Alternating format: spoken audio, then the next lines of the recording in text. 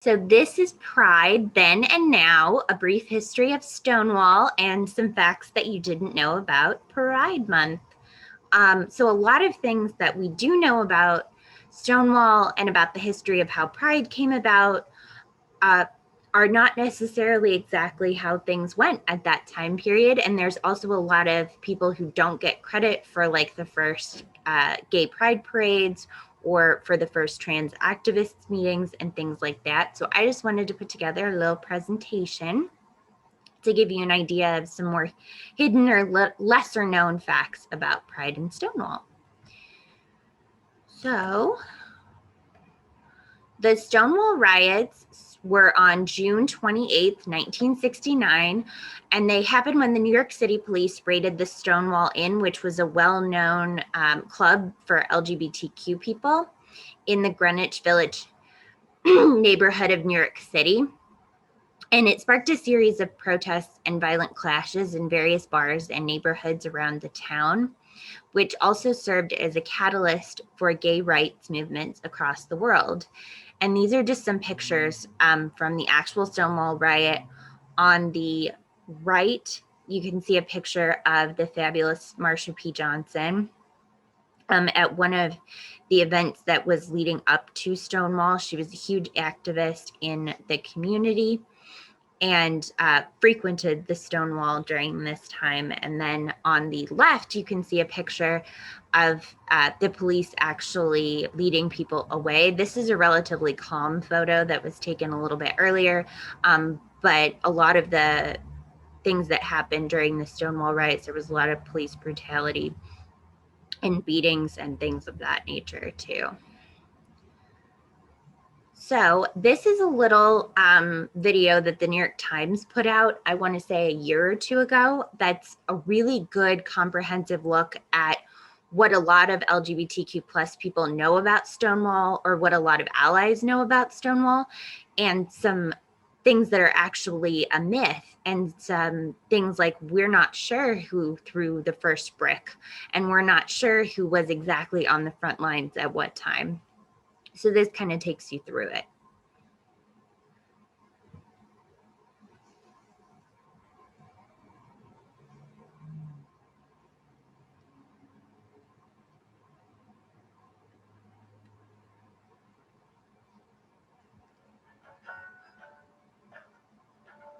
Who threw the first brick at Stonewall? Some say it was Stormy DeLavier. Marsha P. Johnson. It's a question that calls attention to overlooked LGBT elders, but also David Mraz threw the first brick at Stonewall. Judy Garland threw the first brick. Scarlett Johansson. It's become an inside joke about queer icons and straight allyship. 50 years after the police raided the Stonewall Inn and its patrons mounted resistance on the street outside, I still didn't know the answer to this question: who threw the first brick at Stonewall? What I did know is that I had heard this story over and over again. The gay rights movement was born in 1969 at a beloved gay bar called the Stonewall Inn. The Stonewall riot began when a drag queen, bereft by the death of Judy Garland, threw a brick at a police officer. The riot culminated in a Rockette-style kick line of drag queens facing down tactical police in riot gear. It's a beautiful story, but it's not exactly true. So, I gathered some people who were at Stonewall in 1969, some historians who had spent years studying LGBT history, and some contemporary queer writers to ask them, what's wrong with this account of Stonewall? They helped me break it down bit by bit.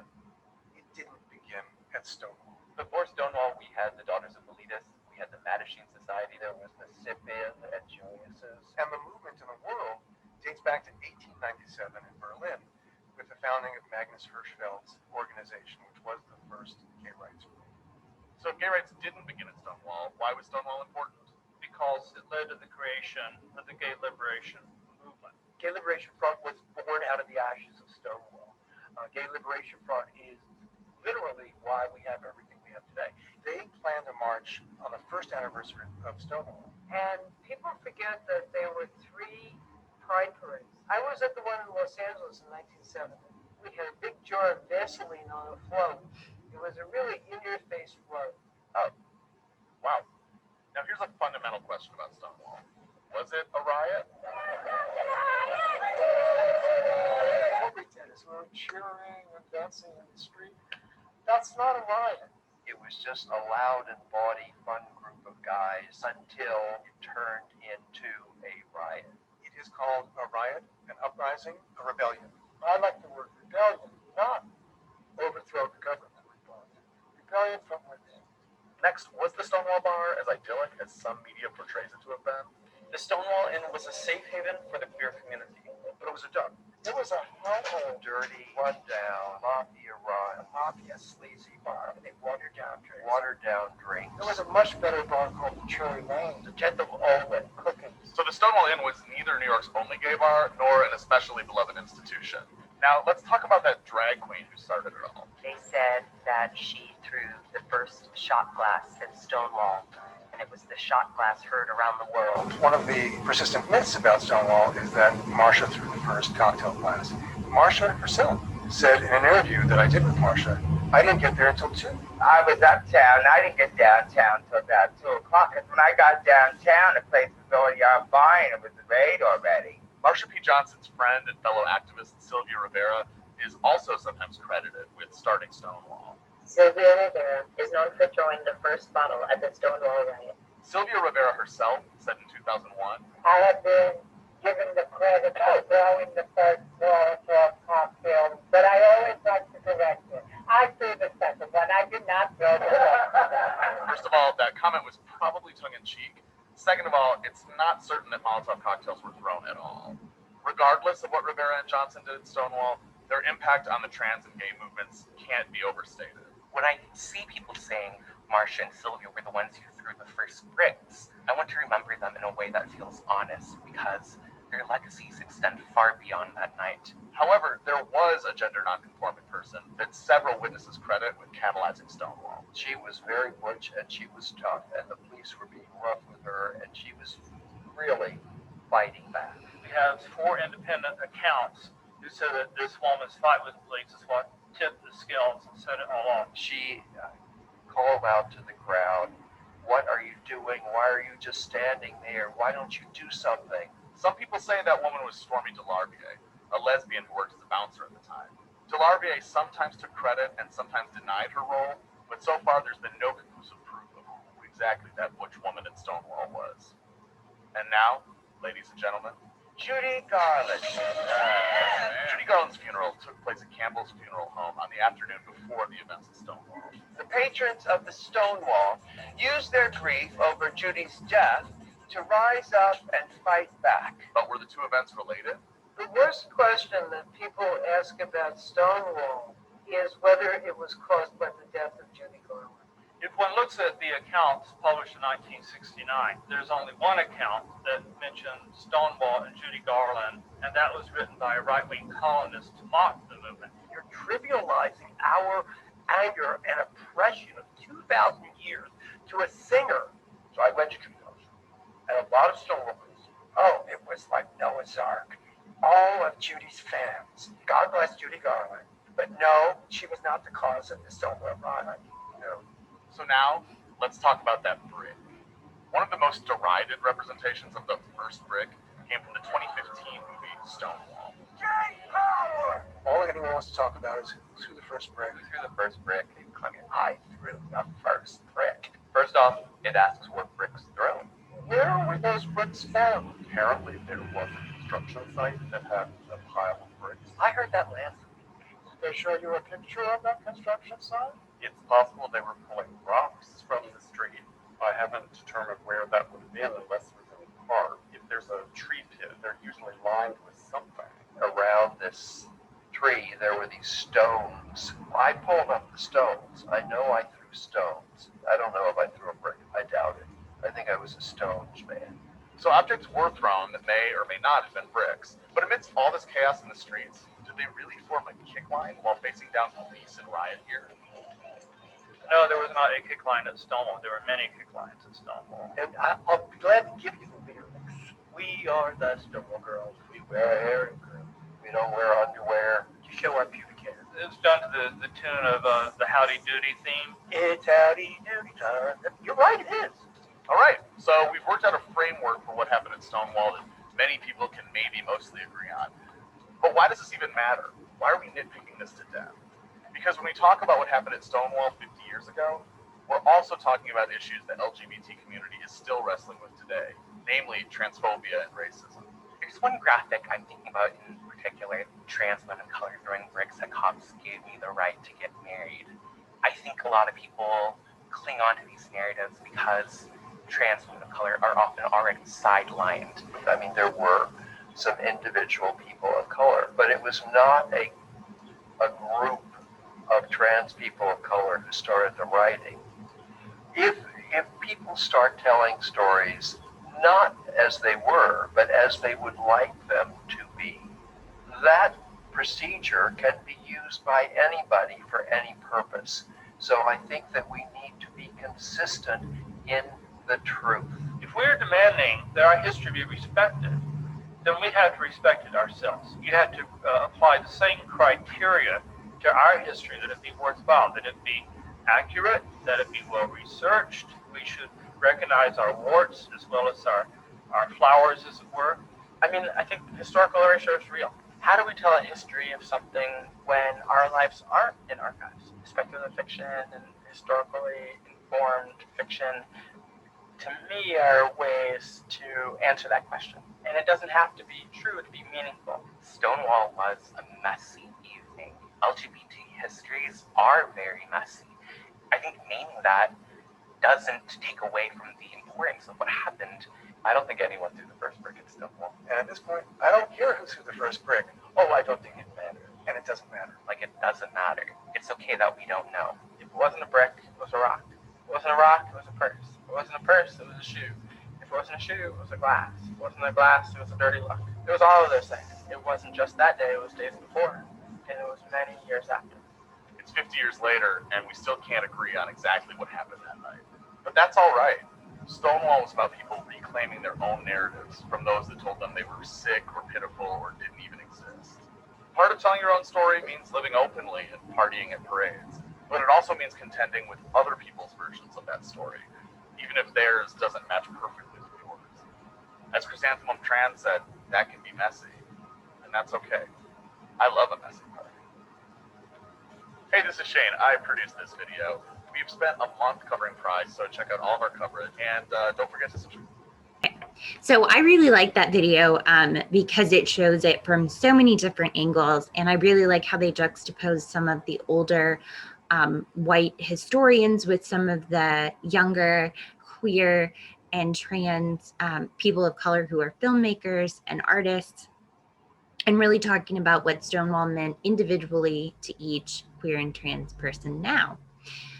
So the other thing that I really thought was fascinating was that throughout the years, the actual name Pride has changed a couple of times. First of all, it was the Gay Liberation March, which was in 1970, which, as they mentioned, was in San Francisco, Los Angeles, and New York in June of 1970.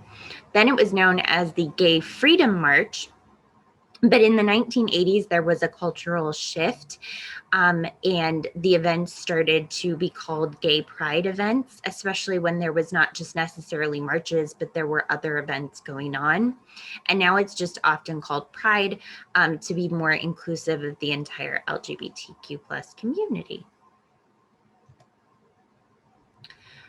Dyke marches are a really cool part of Pride history. So a lot of queer women and lesbians felt that they were being left out of organized pride marches, especially ones back in the early 70s and in the 80s.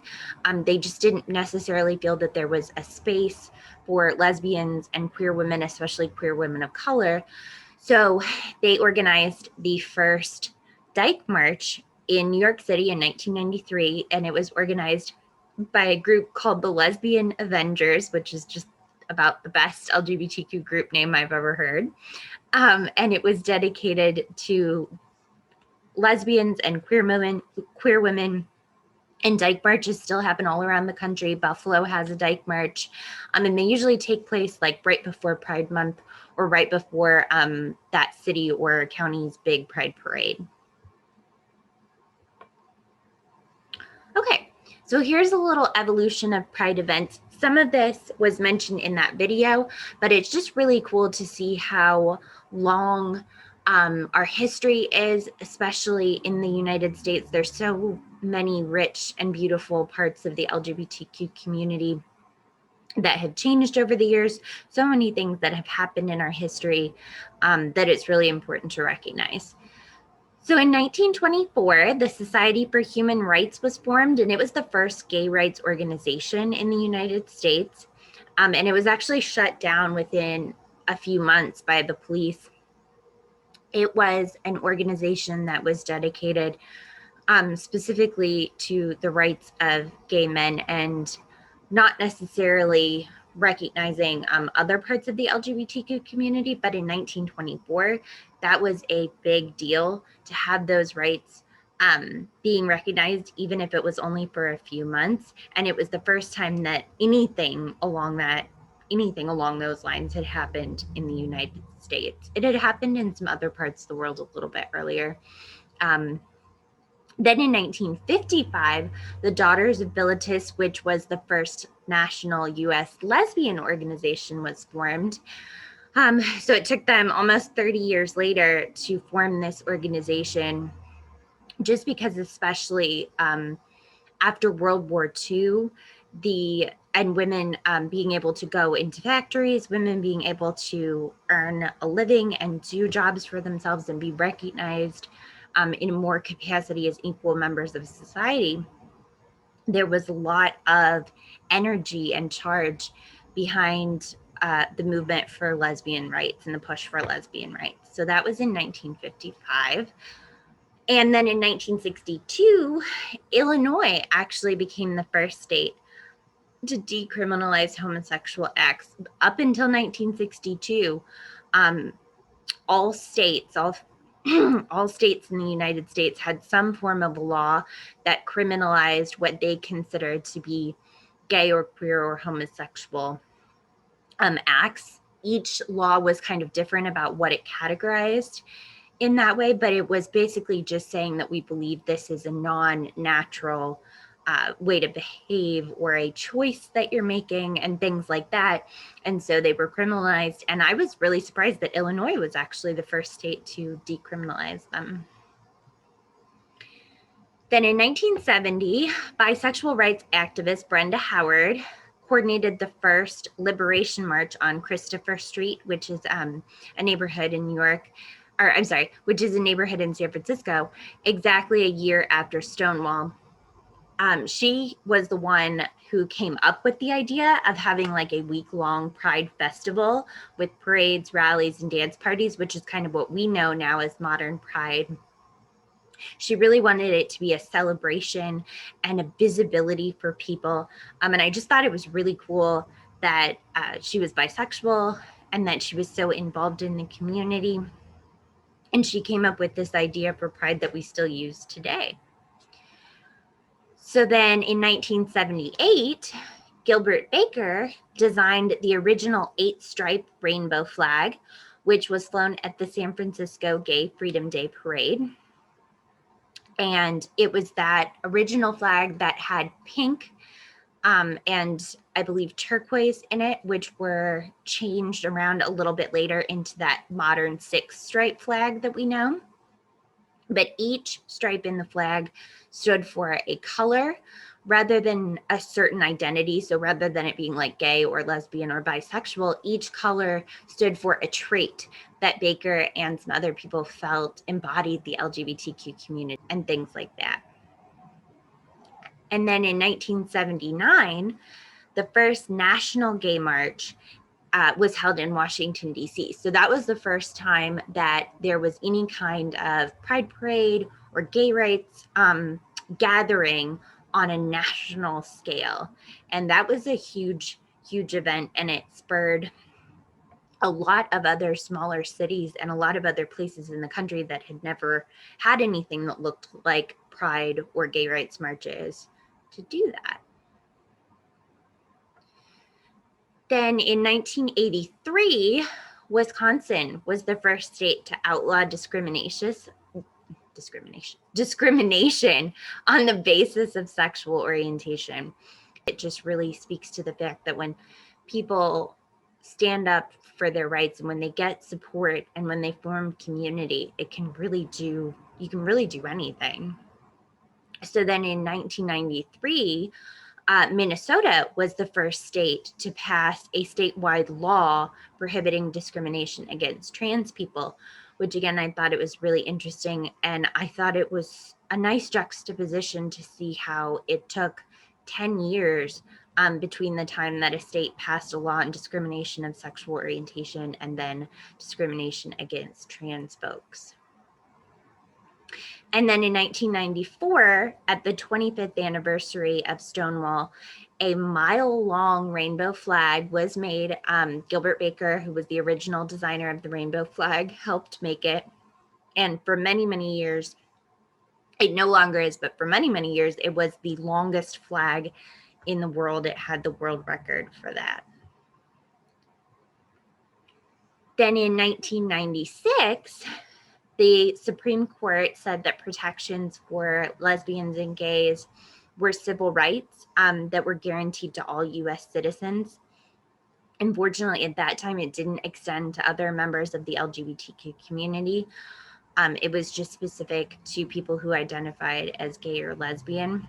But it was definitely a huge stepping stone to get to a lot more discrimination protection and civil rights acts in the future.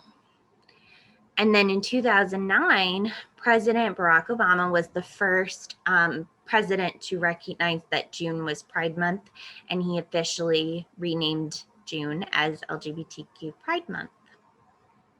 And then now, today, obviously this is a bit lower because of COVID, but we're coming back, and in 2021 there are more than 150 official Pride festivals and events happening around the world, and many, many more unofficial Pride events. And there are a lot of towns and small villages in Western Europe like Hamburg, Batavia, who are having their first Pride parades this year or last year. Within a few years, they're having their first Pride events ever. So it's really cool to see that happen now in the future. And these are a couple pictures. This is the very first Christopher Street Gay Liberation Day. And I think I said earlier by mistake that Christopher Street is in San Francisco. It's not, it's in New York City. But the first Gay Liberation Day parades happened in LA, San Francisco, and New York City. And this one is from New York City. And then this was the 25th annual Stonewall, the one where they flew the mile-long rainbow flag. And it was called the 1994 International March on the United Nations, because at that time, this was before the 1996 Supreme Court ruling that gays and lesbians had human rights. And so people at the 25th anniversary of Stonewall were fighting to have the United Nations and the Supreme Court in the US recognize LGBTQ rights, gay and lesbian rights specifically. And that's it.